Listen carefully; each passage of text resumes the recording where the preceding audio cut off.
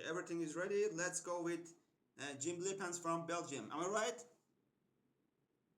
Yes, correct. Okay, would you tell me So, about yourself, Jim?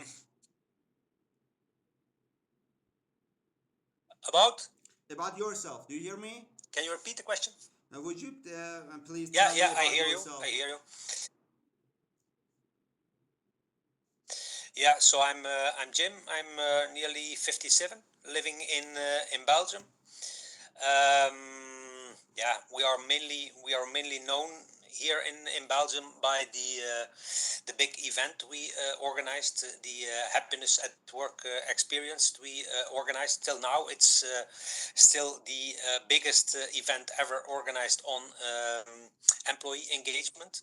So that is how most of the people know us. I'm graduated as an engineer. Then I started working in automotive, and then I started working in textile because I'm a textile engineer. There I had the job of a continuous improvement manager until I became a plant manager of one of the two departments that there were in the plant, and that is where all the models and then everything, the ideas are born. It's 100% born out of practice, out of workplace experiences. That's Yeah. great. Why did you choose this field? Well, that's a long story. I wanted to be a plastic surgeon. My dad was a doctor. So that was the idea, first to become a doctor, then the idea was to become a plastic surgeon. But then he remarried, and his wife had a business in textile.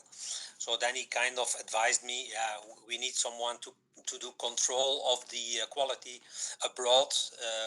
Aren't you interested to be, yeah, an engineer in textile?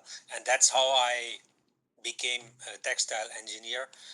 That's one of the topics of what I'm promoting now. So I would suggest that people, when they are 12, 13 years old, that they start already thinking, what is my passion, what is my talent, and based on these things, that they make a decision, and not just based on, you have a father or a mother or someone in the family who's telling you, maybe you can do this or that, because yeah, in the end, right now I'm not doing anything with the textile anymore. Wow, such a long story, beautiful story you have. I also have, my own Yeah. story. I started, tourism a long time ago. I became tour guide. I have worked with more than 15 countries, including Germany, United Kingdom, Switzerland, Austria, so on and so forth, and etc. Then, I was interested in human resource management, so I continued this education. And when I got my master, I decided to work in this field. I'm really interested in people, seeing them, meeting them, watching them, Yeah. and it's been more than 5 years that I've started working as an HR. First, I was an HR specialist, then HR supervisor, and now HR director and consultant. Um, this is something great about being with people. Of course, there are so many challenges. It is somehow too hard to stand people, to tolerate them, to negotiate with them. But this is what I am. That's here Yeah. where I want to be. Why not? So, Yeah. what do you recommend to develop this field? I mean, about HR engagement. I don't know, whatever, which is which could become included in this field. Yeah. It When we will talk about my model, you will see what I discovered. We all have we all have or are a mix of different parts. Yeah, everybody is a mix of some parts we don't like, other parts we really like, etc. So everybody is a mix of all type of personalities. Now, some parts are big, some parts are small, some parts we don't want, other parts we really like, etc. So what I saw, um, in the period I was a plant manager is I see 6, 7 types of employees or organizations. So I see six, what I call 6 dimensions.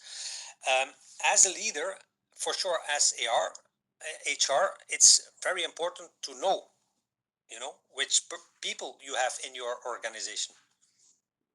Because when you know the people, you also know which language you have to speak to engage these people. Now, engagement, there's a direct link between engagement and productivity. So the moment that people are not engaged, they will not be productive, they will leave the organization, they will be absent, there will be more conflicts, etc. So it's very important to know, okay, which people do we have, how to speak the language. Also in marketing, it's very important when you have a product, okay, what's your target group, which language do you speak, which are your customers, to translate your product into a language that is made for your customers. Now, important is when you are in HR that you can avoid a lot of problems by choosing the right people. That means I think it's at least as important to focus on personality than on skills, because it's easier to learn skills than to change the personality. Right people, That's one right thing. time, and right place. Yeah, Yes. I do Yeah. agree with what you are talking about. How do you usually handle challenges while doing your job with people? Challenges. I always What I learned is I always try to be in the position. I always try to imagine. Okay, imagine that I'm in the position of the people I am working with. What is their point of view? I always try to avoid starting from my ego. So I always try to start from. I start because sometimes it's seen when you start like that. For sure, like when you go for example to India and you start like that, they kind of feel it as that it's kind of a weakness, but it's the opposite. It's like really a Yeah. strength. Then you have to change your management style when they think that they can take advantage of that, let's say, empathic style. You have to change, and then you go more and more into their direction until they see like, oh, So you we mean cannot it's a fool. cultural matter? Am I right? That's one thing. That's one thing. But in general, for sure, it's like depending on the location where you are. But the main thing is I always try to be equal in whatever like conversation or position I am. So I believe like really in the infinite potential of the individual. So who am I to think that I'm more than someone else? That's the starting point. You try to be humble. Yes, yes. I try to be humble and I try to be serving. Yeah. That's great thing. Do you regret anything? Um, yeah, I regret the fact that I became a textile engineer. Now I would never do that again. But regret, it's fate. It's I met people during that period that I would otherwise not have met. So my best friend I met in school. So that's one of the things that I say like, okay, maybe it was not the most smart choice, but I met yeah, a good friend there. Is it because of fortune? Yes, yes, yeah, I think so. Yeah, I think so. But yeah, now I also have more the knowledge. What's the I translated a book from English to Dutch, and it's a book. The origin of the book is comes from Japan, and it's all about how to become the best version of yourself, starting from your own talents. Is it But we possible? don't think enough. Is it possible to achieve what you are talking about? The best, version of myself, yourself. Is it Yeah, easy? Is it hard? Why should we go for this kind of things? yeah. That's I studied a lot of lean. I don't know lean manufacturing. If you are into lean manufacturing, Lean manufacturing, it's creating flow in everything. Flow in, when you're driving with your car, nobody likes traffic jams. So flow Mhm. is like when I when see. when you are shopping, nobody likes to be in a queue. So flow, it's essential in everything you do. The moment that it blocks, that means there's kind of a bottleneck or a problem. You have to solve it. So that's so lean is about flow, but it's also about recognizing the types of waste. And when you have one life and you are on earth and you don't try to make the best of your life, that's that's a form of waste. So that's That that's that's one of. that's a great Yeah. approach and point of view. You are considering productivity, and Yeah. you're talking about productivity, and you wanna implement productivity in humanity, especially in HR Yes. and Yeah. organizations. Wow, Yeah. such a great point of view. Yeah. Uh, Yeah. Yeah. Absolutely. And also, when you think, we all every human has three power center: the brain, the heart, and the gut. yeah, Now, when you look, everybody has a preference. That one is more rational, that one is more emotional, that one is more intuitive. So, but when you only use one, some people, they say like, yeah, I'm rational, I try to understand everything, and they don't use the other two. That's waste.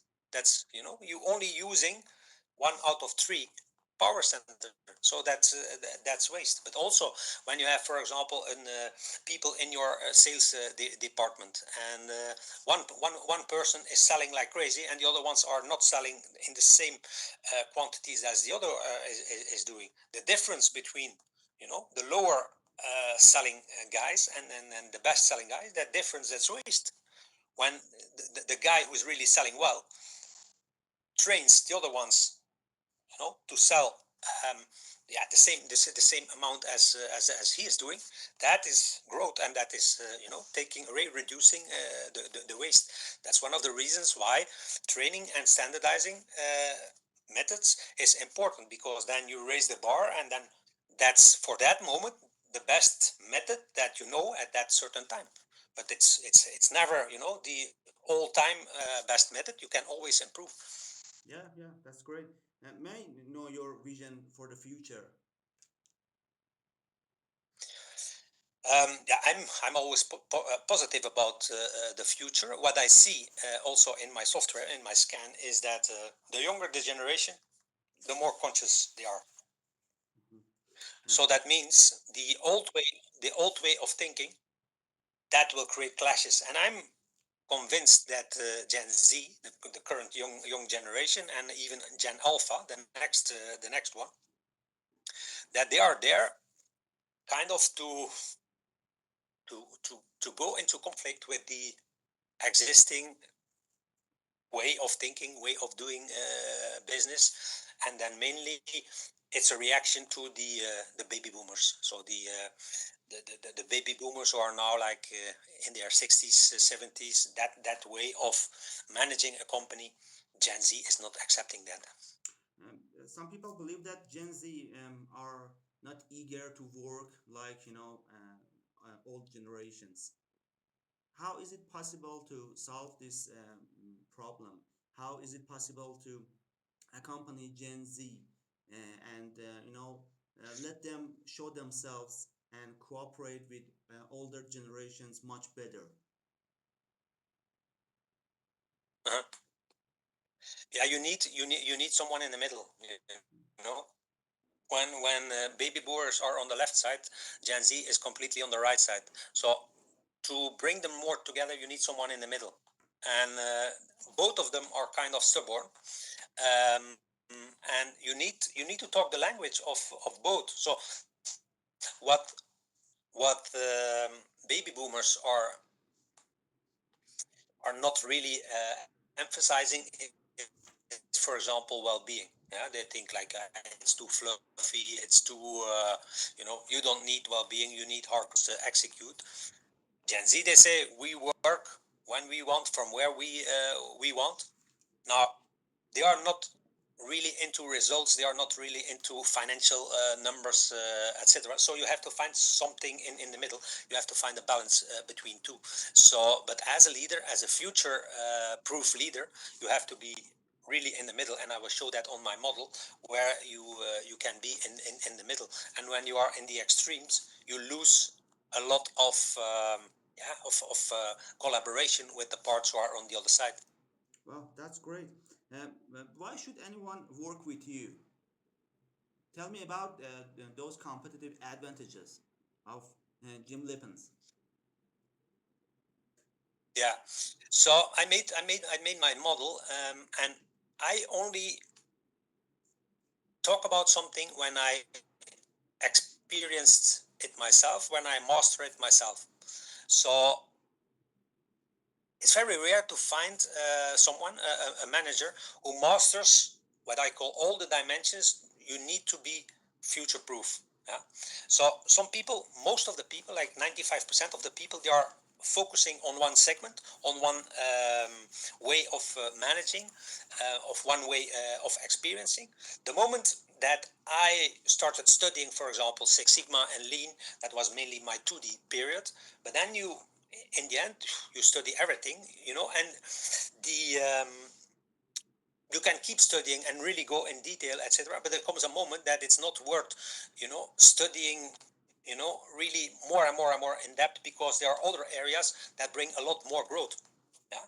So, and that's the moment that I jump to the next dimension, and that's then the dimension, for example, of innovation. Yeah, innovation. I have 3 patents on my name, so I invented 3 products myself on my name. Then you go into another dimension. Then you go to another. So to be able to talk about all dimensions, you really have to go through it, and that is not a lot of people can do that.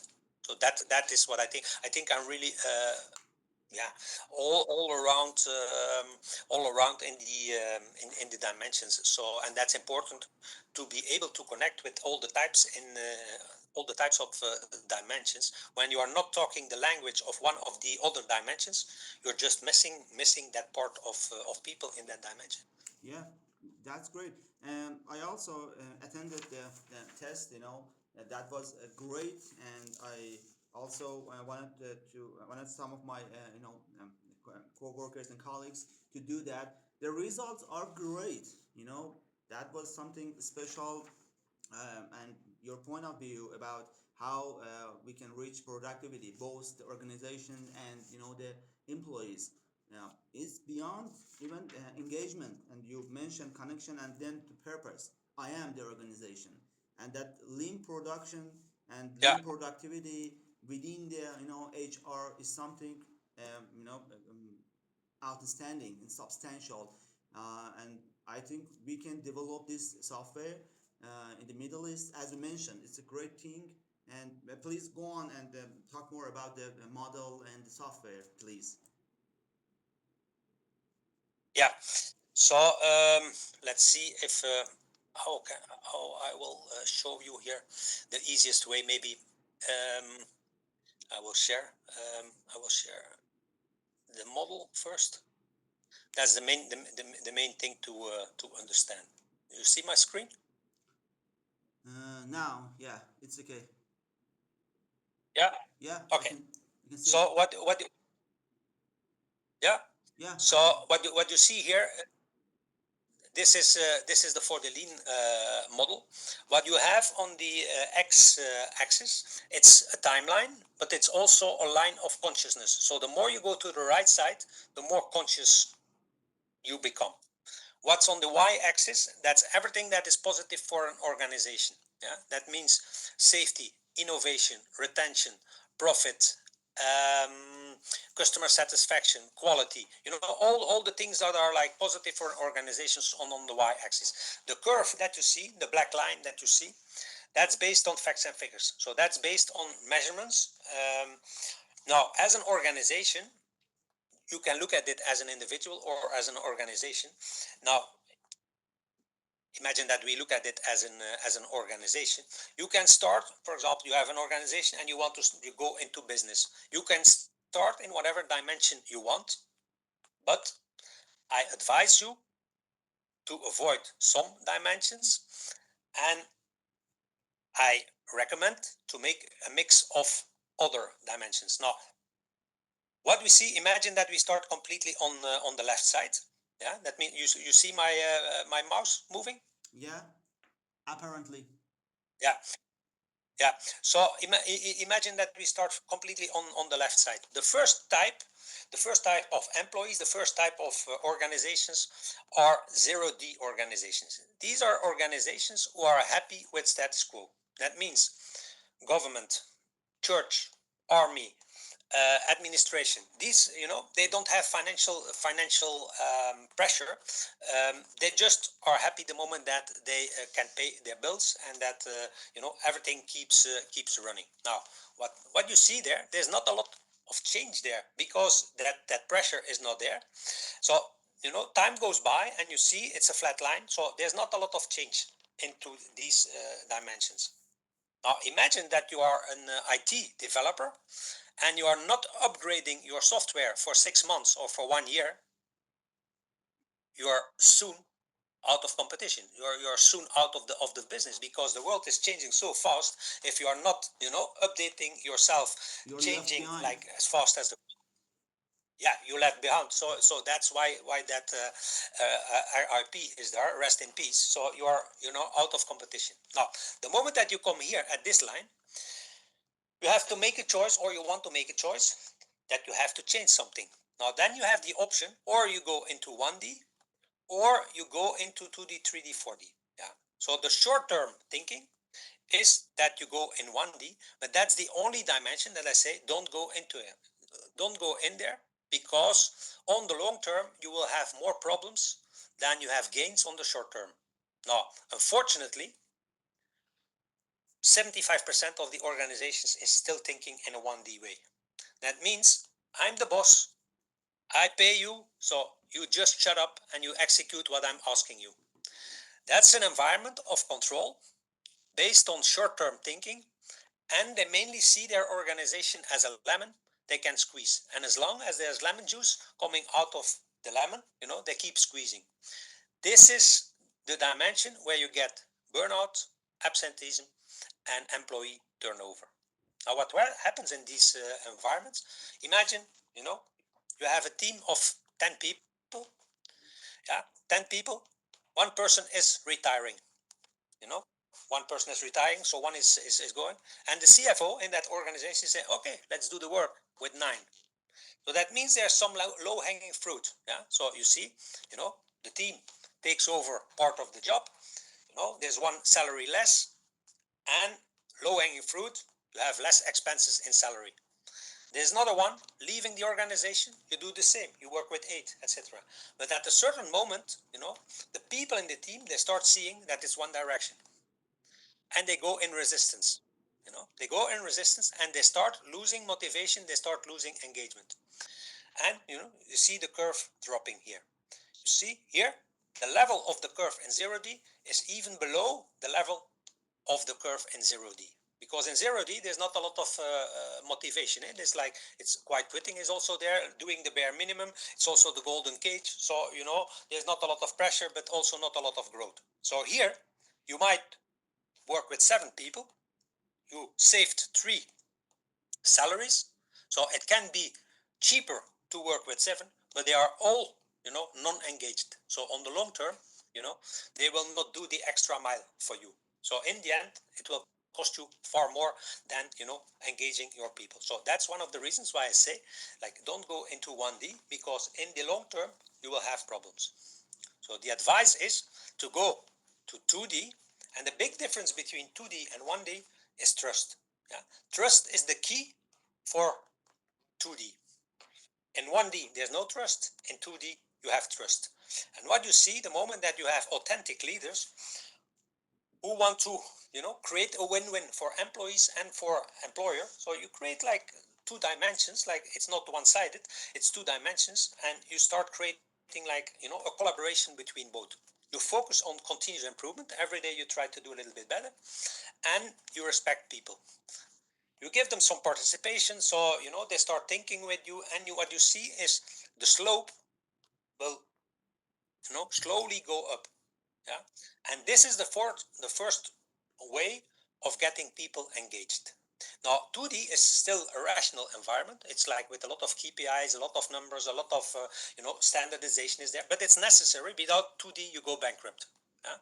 So you really need 2D to survive as a company, and it's really the base. You create procedures, etc. But it's still rational. The moment that you go from 2D to 3D, you go and you focus on the passion and the talent of people.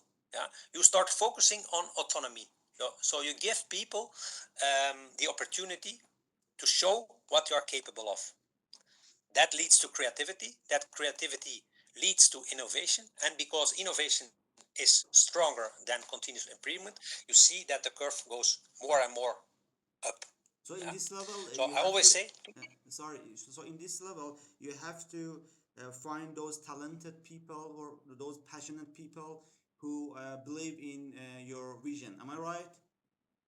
yeah, yeah, Yeah. yeah. But in each position you try to get the maximum out of people, to make them autonomous and not just to tell them like what to do. No, let them do trial and error, let them make a mistake, and they will learn, but they will feel more connected to the organization, because we have autonomy, we have belonging, and we have competence. The ABC of engaging people. Competence is in 2D. That's like training and skills, etc. What you need to know for the job.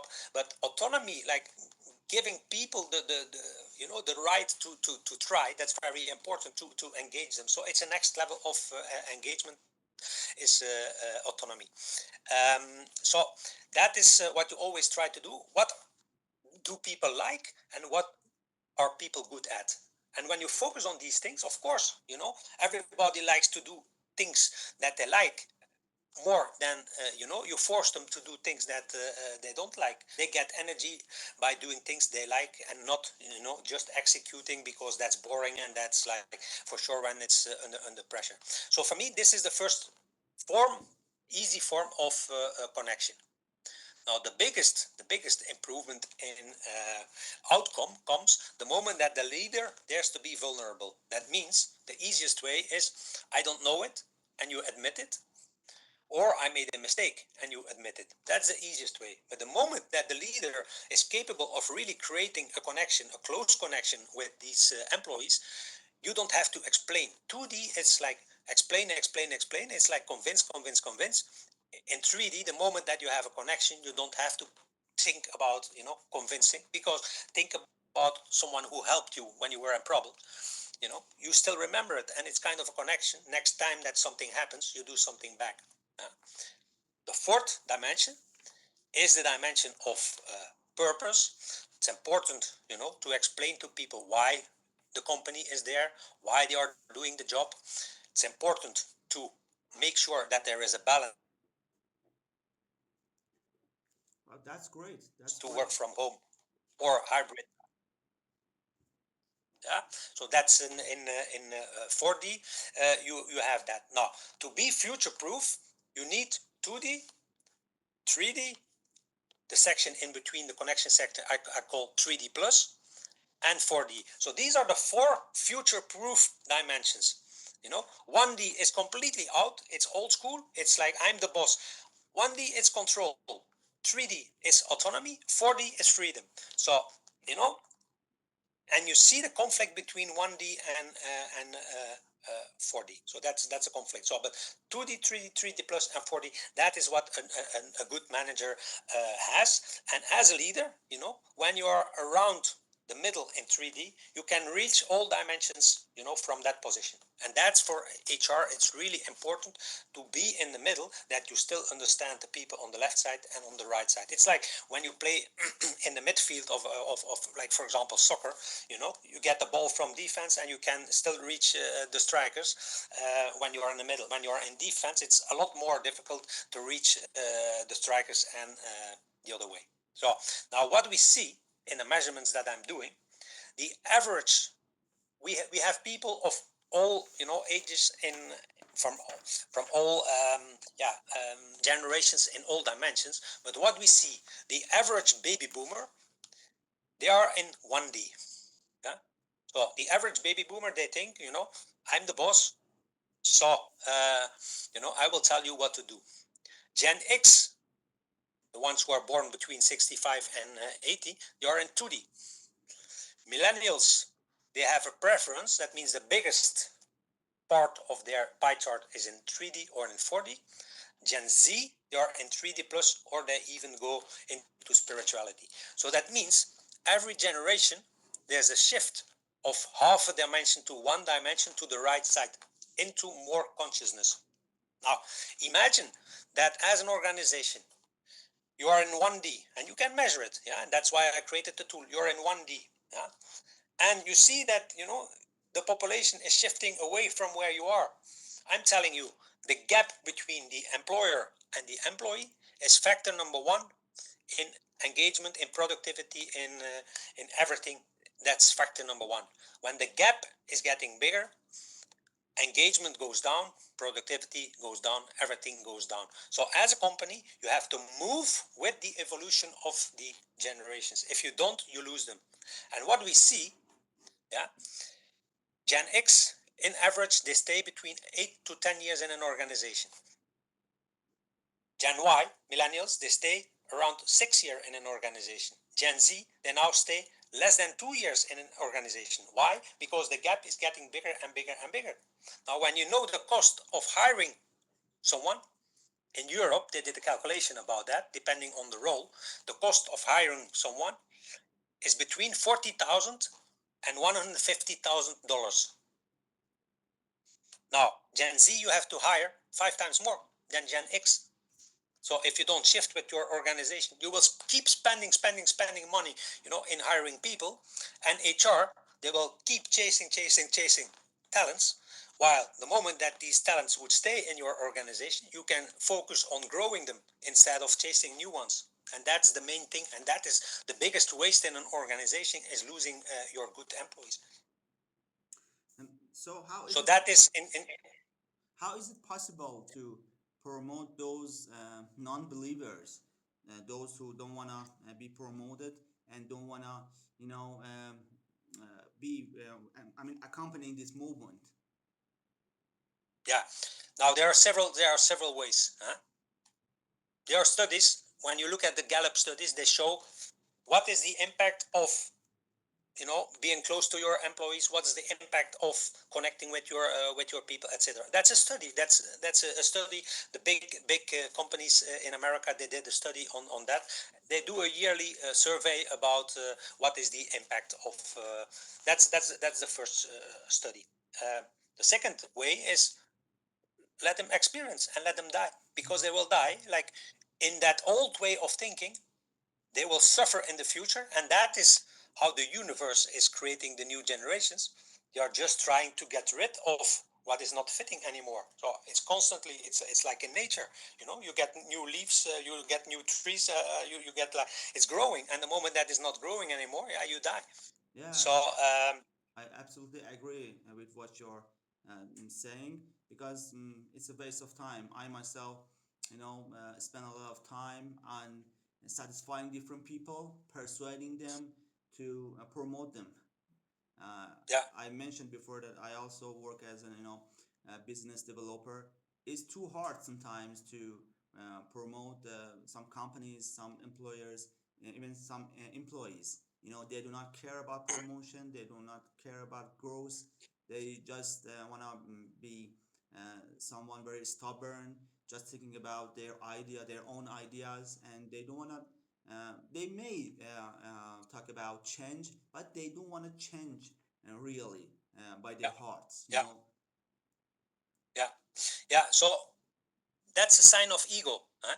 And ego equals 1D. So the moment that you think that you're better than the rest, it's a sign of 1D. Yeah. So 1D is ego. Now, these guys, we spoke about the languages of each dimension.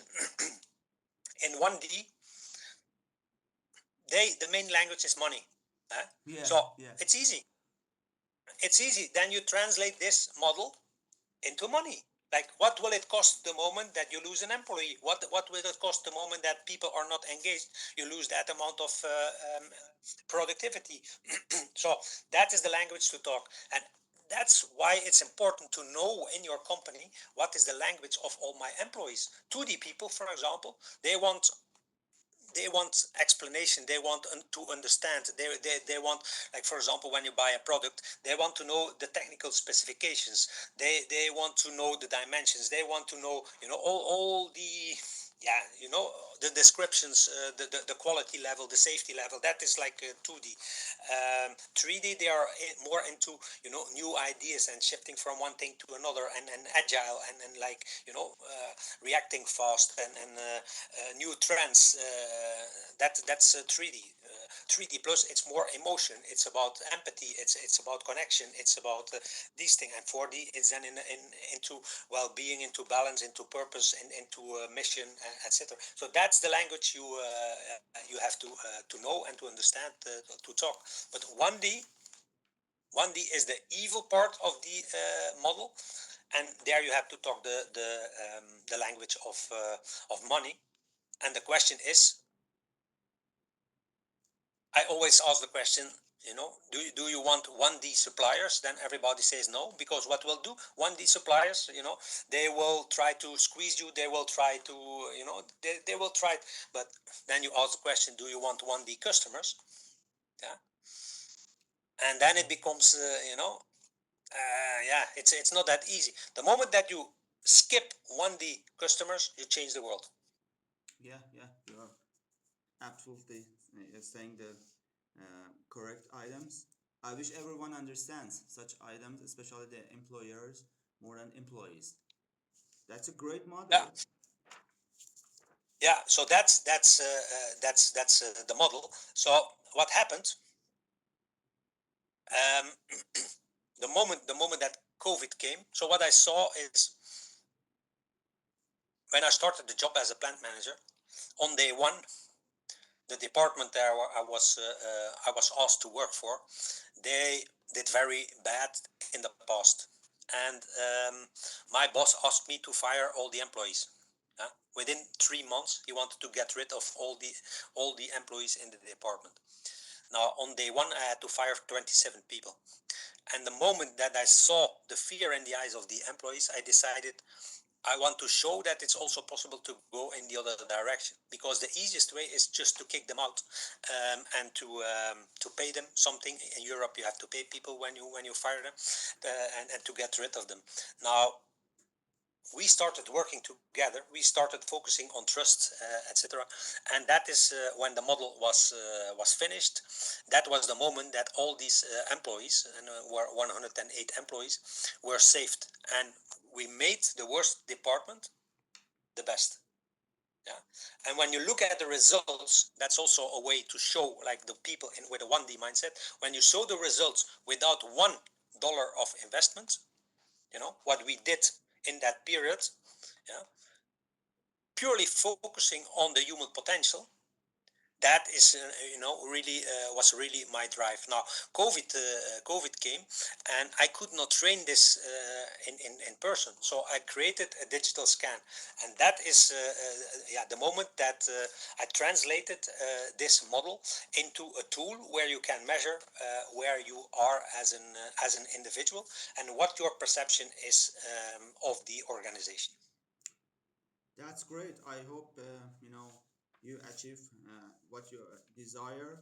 That's a great thing. I hope everyone can use this software as soon as possible. I myself used it and I really enjoy it. The results are great about some organizations that I'm working with, about my coworkers, about the situation of the employees, also the employers altogether, and about even Mhm. myself, my thoughts, my individual thoughts.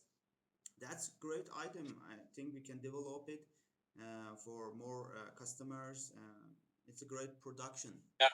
It's a great Yeah, production. you want me to show the scan, the digital scan? I can show if you want. Yeah, if it is possible, yeah, why not?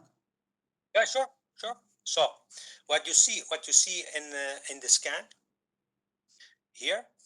So the first part of the scan. So the scan is based on 35 questions. Yeah. You start with your own profile. Yeah. And then It's optional. You give your perception of your organization or of a customer, but you can also ask, how would your ideal organization look like? Then you see how far you are from your ideal organization. So what you see here, the red lines is the individual scan, and the blue line is the scan, the perception of the organization. So chronologically, now the questions are shifted through each other. So, but we link, you know, in the end, we link the individual question to the organization question because they are all linked to each other. So here you already see differences between individual and organization. Now, then we come to a situation where you pie chart. So, answers did I give? Yeah. The brown part is 0D, the red part is 1D, orange part is 2D, 3D, 3D plus, and 4D. Yeah. So this is the mix, and then you see the percent. 90% of the case, the organizer scores more to the right, so that means lower in DQ. DQ, the unit we call it DQ dimensions. It's the average dimension you score in your survey. So here, for example, yeah, you see that the preference of this person, he will have a preference between 2D and 3D. So 34% it's 2D, and 23% is 3D. Now you see here also you see in numbers explained what that means. Then split over 5 areas because we have 35 questions. Each area has 7 questions: leadership, culture, performance, vision and strategy, and mindset. And what you see here is the red one is the individual one. Yeah. The more you go to the outside, the more on the model you go to the right side. So for example, the individual here on culture, he scored in average 3.06, and the organization scored 1.9. So you see here on leadership, the organization scores a little bit more to the right than the individual. So for the 5 categories you see, and then in the end you see the individual here has an average of 2.8 and the organization an average of 2.26. The match is 80% and the gap between both is nearly half a dimension. So that is what on an individual level is in the scan. Do you have questions here about? No, everything is very clear, and you could paraphrase and explain very well. Yeah, Thank you so much. yeah. And when you want to know, for example, here, yeah, there are some 1D or 0D answers. Then you can click like here. You click and you see the question. So this is question number 5. Then you click on question 16, 20, etc. And you see like the questions that were asked and which answer was then an yeah, or for whatever dimension you get here the details of the answer you give on a certain question. Now, what I didn't show you was that you also can do that on an organization. And this is another part of the software, or it's another software. And there you start from an organogram. And an organogram, you see here you have a director, you have 3 managers, you have 6 team leaders, and then you have a group of employees reporting to some team leaders. The first number you see is the score of the individual.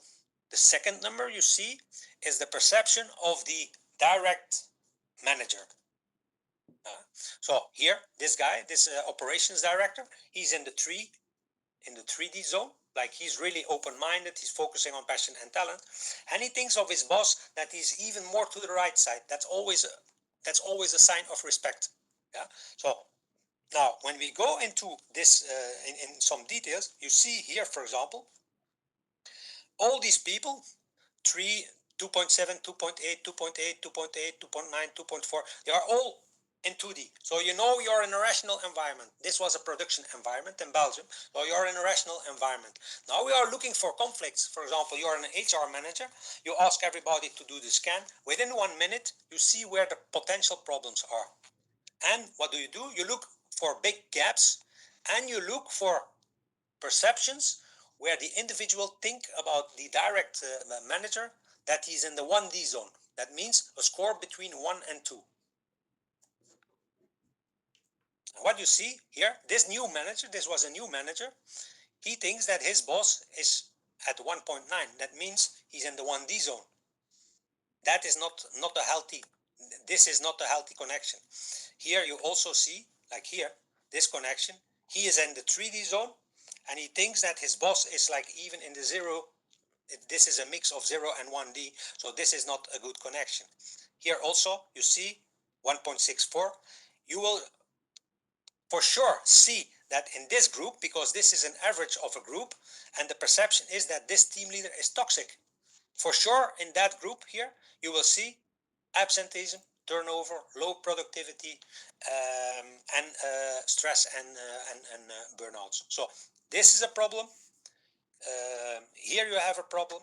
Here you have a problem, and here you have a problem. Within 1 minute, you see, without asking one question individually, where the problems in the organization is. Now, when you look then more, you can create, and check. For example, here you see we made two groups. Group A is the director, and we want to see where is that director versus his management. So we have these three managers, yeah, and these are the profiles. So this is the profile, the individual profile of the director. This is the average profile of the three managers. Now, when we change here this individual to organization, then we will get the perception. So we will know what they think about that director. So we change it here, and you will see, this changing. So you see here, this changed. This is the perception, what they think about this director. So this director thinks I'm like this. These people, they say, no, you're not like this. You have 13% 0D and you have 14% 1D. So this is really a part that he has to change.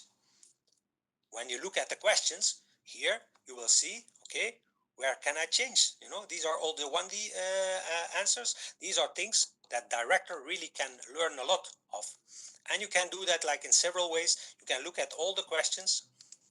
You can look for each question, how did that management reacted? Or you can look here based on the 5 categories, performance, for example, how is it changing? So within minutes, you see, in an organization what is happening. When you say, for example, like we have a group of 3 managers, no, we want to take one manager out, we take this manager out and we change it in another manager, you can create a simulation of what will happen with that group. And I will do it again, that you see it in the pie chart, how it changes. Okay, so this is I will put this on the individual result, and then I add someone, and you see what the impact is. So that means when you have an existing group and you have 3 potential candidates to come into that group, you just put in, each of them separately, and you see how that changes the dynamic in your team. In the bottom here, I created something. When you have, for example, an organization that has a yearly expense of 1 million, and you want to shift like on the model, you see here what happens when you go from a DQ of 3.14 to a DQ of let's say 3.24 with an expense of 1 million. You see what the impact is in euros or in dollars. The moment that you put someone who has a negative impact in your team, you will see that the DQ goes down and what it will cost you in the end. Wow, that's awesome. That is in short what you can do with this software. When an engineer comes to HR Yeah. and development, wow, that's great. That's great. Yeah, yeah. So yeah, this is really to avoid trial and error. You bring something in. No, check it up front. You check the profile. You ask for each candidate. Just you do the scan, and you make them do the scan, and up front what is their attitude, and how will they fit into the team. to which manager I have to bring him into the team. Is he better in this team or in that team? You can check that. You can immediately see that based on numbers. Any questions here? I'm just wondering how beautifully you created this software. That's great. Yeah, I admire, I yeah, admire, and I appreciate yeah. your talent. Yeah. Yeah, it's really an amazing an amazing tool to use and to predict and to avoid all the problems with the people leaving the organization or mismatches, etc. Yeah, sure So it is, that's sure it really is. How long did it take to produce and develop such a great software? well. Yeah, the main thing, the main. Yeah, you have, of course, you have to know the knowledge what is behind each answer has a code, etc. So I work with yeah, with a young guy, a Gen Z guy, who is a coding engineer, and we created. I explained what to do, and he created the software. So he translated everything into coding, and now we will go into AI. Yesterday I had a call with him. Saturday I had a call with him because we will now go. The next phase will be we will go into AI because I want to train an AI model based on this on this knowledge, and I want to create a digital assistant. When someone asks a question, whatever question, then they get the information from the AI assistant, but he will know what the personality is of the person who is asking the questions, and then he will give an answer based on the 2D, 3D, 3D plus, and 4D knowledge. So 0D and 1D out, and like that he will guide specific to that personality. Yeah. That's great. That's great. Um, mm, mm, uh, I wanna thank you for joining me in this interview, and I wanna stop recording. Then we can talk business. Do you agree? Okay. Yeah, sure, sure, sure. Okay. I will. I Okay. will. For now, have a great time, and thank you so much. I'm gonna stop Recording stopped. here, and then we talk more about business. Let me stop that. Bye for now. Yeah. Okay. Okay.